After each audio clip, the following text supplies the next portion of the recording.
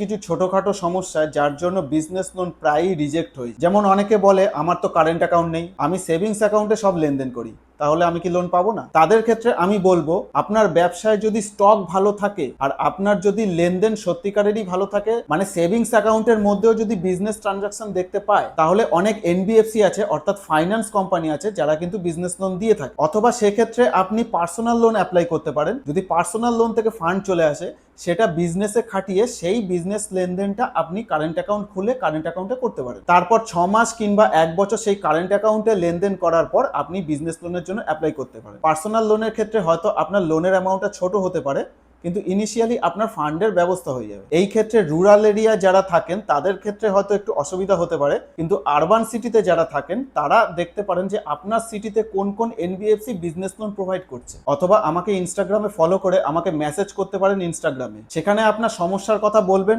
আমি চেষ্টা করব আপনাকে যত তাড়াতাড়ি রিপ্লাই দেওয়ার।